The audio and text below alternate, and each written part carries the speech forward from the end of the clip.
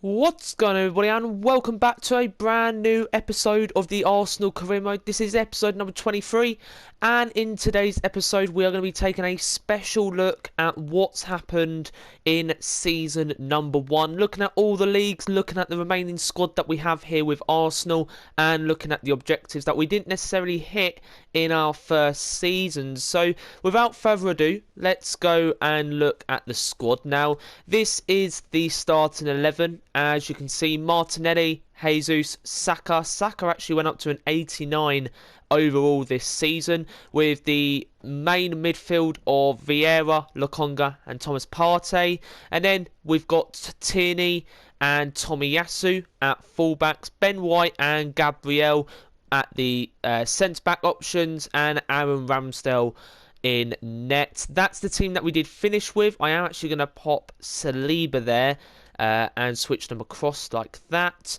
No, actually, I want to go the other way like that. So, yeah, that's the finalised squad then for season number 1. Of course, we do have on the bench Ben White, Gvardiol and Zinchenko are backup options in-game for the back four. And then for the midfield, we have Granit Xhaka and Joe Willock. Of course, Joe Willock we brought in January as one of our new signings. He was our first signing actually, and he hasn't actually let us down since coming to the club, so that's good. We do have Emil Smith-Rowe, who has grown to an 84 overall as well. However, with Emil Smith-Rowe, the problem I've got with Emil Smith-Rowe is I don't really like him playing on that left-hand side. I kind of like him through the centre, so I've got lots of options in season number 2. We're not going to sell Emil Smith-Rowe, but will I change maybe a position or two?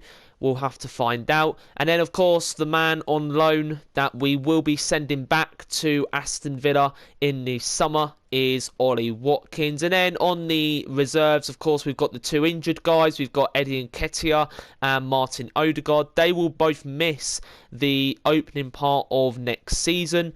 Rob Holding didn't really play any games this season. Hine, again, never really played. Matt Turner only really played a couple of games. And then we've got Cedric, Sousa, Smith, Serjan, Nelson, Marquinhos, Edio and Cozier de Berry. So again, all the youngsters, nothing really going on, to be honest, on the reserves. Again, squad depth, we all know, will be the main factor next season, because we're going to be in the Champions League next season after becoming Premier League champions. So we're going to be in the Champions League. We're going to need to win the Premier League title again, I can guarantee that one. And then we're going to have to, of course, other trophies as well. FA Cup, retain that again. Carabao Cup, try and retain that again. So that is the squad. I am going to go into the squad hub and look at the players that were on loan to see if they grew. So squad hub, here we go. So we can see on Conquer he grew by 1 rating. Runason never really grew. Matt Turner grew by 2, Hine by 3, Aaron Ramsdale by 4, Tierney by 4, Nuno Tavares. Now this is an interesting one. In the summer, do we sell Nuno Tavares? Now, I'm a big fan of Nuno Tavares. I reckon he can come back and do a shift for us. But again, is it going to be realistic? Is he going to come back and burst into that first 11? Well, we'll have to find out. But we've got Zinchenko, we've got Sousa, we've got Rekic, who grew by 3, Clark, that grew by 2, Austin Trusty, of course, the man that Arsenal bought last season in January as sort of a panic buy. I do believe he was a panic buy. Grew by 2 ratings, so he's up to 72. We have Pablo Mari, grew by 1. Again, not really got a future here at the club, so next season it's bye-bye for him. Gvardiol grew by 2. Holding grew by 1. Ben White grew by 4. Saliba by 3. Gabriel by 3. Norton Cuffy. Now, this is an interesting one. He has grown by 2 ratings, and I've seen quite a few people rate him in career mode this year, so maybe he'll be an exciting prospect for the future. We got Tomiyasu, grew by 5. Outstanding season by Tomiyasu. Cedric, never played, so never grew. Maitland-Niles on loan at Southampton, grew by 1 rating, got a bit of game time. Adebiosu grew by 2, Ideo grew by 4, Cozier Duberry grew by 4, sitting on the reserves, that's great. Flores grew by 3, Serjan grew by 3, Smith grew by 3, Joe Willock in the remaining part of season number 1 grew by 2 to a 78. If we can keep him firing on all cylinders, we can definitely, grow him some more, get up to the 80s, maybe low 80s, high 80s by the end of next season. Granit Xhaka never grew, but again, he's 30 years old, not really going to grow now. Aziz grew by 2, Sambi Lokonga grew by 6 ratings to an 81 overall. Now, if you're telling me this guy didn't have a great first season with us, then you are lying. This guy was on form, he was sharp, he was quick, he was scoring goals, he was assisting, and he's grown to 81 overall. Charlie Patino, good to see, grew by 3 overalls. We've got Thomas Partey grew by 1, Martin Odegaard grew by 2, but he would have grown by 3 if he didn't have this long-term injury. Fabio Vieira grew by 5, again like Sambi Lokonga, great first season. Marquinhos grew by 2, Pepe. Now, another interesting one, Nicola Pepe. He was Arsenal's record top signing with £72.5 million. The problem is he ever actually going to play in an Arsenal shirt again? Well, we'll have to find out next season. Emil Smith-Rowe grew by 4, Martinelli grew by 7. An outstanding season by Gabriel Martinelli. Honestly, wonderful. Reece Nelson grew by 3. Bukayo Saka grew by 7. Nketiah grew by 1. Again, would have grown a bit more, but didn't. Ollie Watkins grew by 2. Tyrese John-Jules by 2.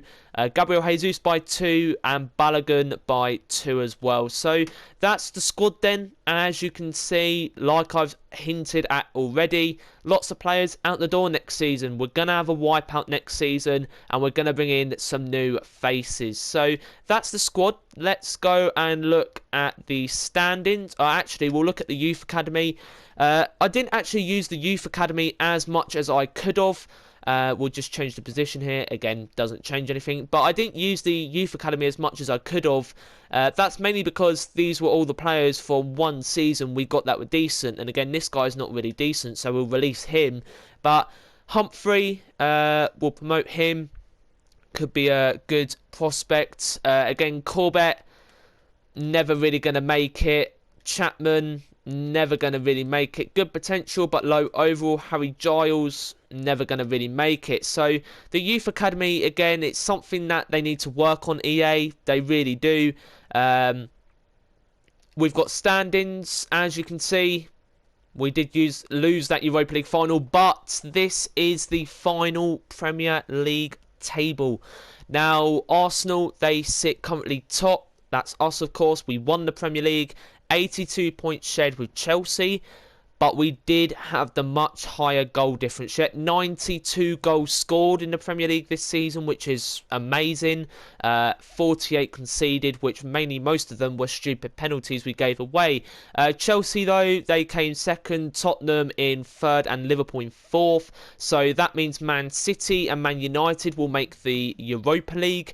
We've then got Aston Villa making the Conference League, whilst West Ham, Newcastle and Leicester make up the rest of the top 10. Let's look at the bottom of the table then, and as you can see, I said it in the last couple of episodes, Bournemouth, Southampton, they're bound to go down. They weren't going to make the jump up. Southampton, Bournemouth getting relegated, but on the final day of the Premier League, it was Brentford that got relegated. Yeah, Brentford back down to the Championship then. Southampton and Bournemouth as well. FA Cup, as you would know, we won the FA Cup 3-2 over Man United. The Carabao Cup, however, we don't actually know, and it was actually West Ham. So West Ham actually doing a madness. West Ham knocked out Man United in the semis. Leicester knocked out Man City in the quarters on penalties as well. So there you go, West Ham and Leicester making up the Carabao Cup final. The Super Cup won by Real Madrid. Frankfurt were never going to beat them. The Champions League, however, AC Milan won the Champions League over PSG 2-1. Now, let's go and look at both of their respective journeys. So, Milan knocked out City, PSG knocked out Ajax, Milan knocked out Atletico, whilst PSG knocked out Liverpool, and then PSG knocked out Barca, Milan knocked out Real Madrid, and Milan basically beat PSG in the final to make European champions. And then, of course, you saw Bayern Munich absolutely dominate us in the Europa League. Conference League. However, Fiorentina beat West Ham in the Conference League final, so good result for Italy in that final. Fiorentina bringing home some success to the Italian league. Let's go ahead and look at the other leagues then. We don't need to look at that league. We'll go ahead and look at League 2. So League 2, Mansfield Town won League 2 with Doncaster and Northampton. They're all getting promoted. And then Colchester, Gillingham, Salford and Crawley are all in the playoffs.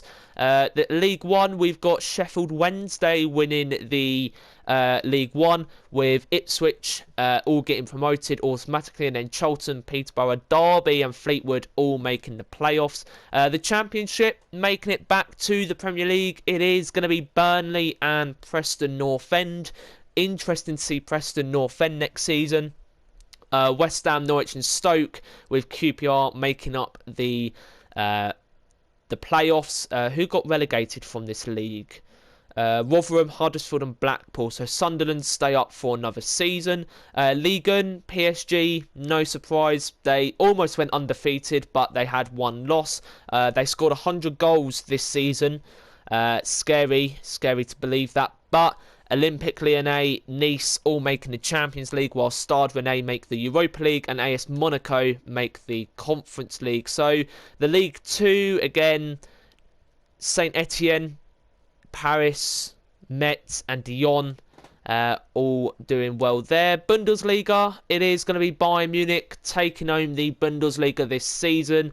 Leverkusen, RB Leipzig, VfL Wolfsburg, Borussia Dortmund making up the top 5. Borussia Dortmund, a poor season from them, I must admit. No Haaland, no Party, obviously. And then we've got the Serie A. Won by Napoli. Napoli winning the Serie A. Juventus coming runners-up by a point. Inter Milan, Roma, all making up the top 4. Milan in the Europa League. Lazio, as I would call them, in the Conference League. We then look at the Eredivisie, and it is going to be Ajax. Again, level on points with PSV, but they won it on goal difference. And then we've got, let's look at the Liga Portugal. We've got Sporting, 9 points clear of Porto, no surprise there. The Scottish Premiership, we've got Celtic winning it, clear of Rangers once again. And the final league, La Liga, FC Barcelona wins the Liga on goal difference, whilst Real Madrid in second. So again, a nervy ending for both clubs in that one again. Atletico Madrid making up the third spot with Villarreal in 4th. Seville making the Europa League once again, and Real Betis winning and maintaining that 6th and that Conference League spot. So yeah, guys, we did end the season with a transfer budget of 39 million. So we've got 39 million to go into next season's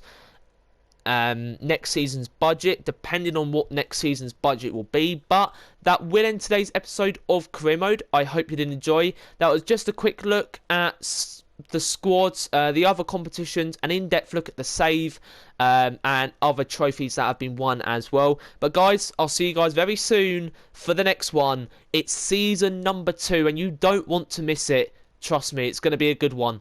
Thank you guys. Thank you for your support. It means a lot. Bye for now.